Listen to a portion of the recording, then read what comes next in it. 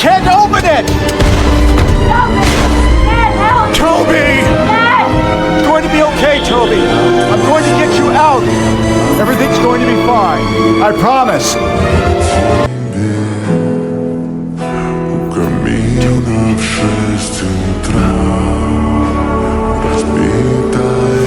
It's all my fault.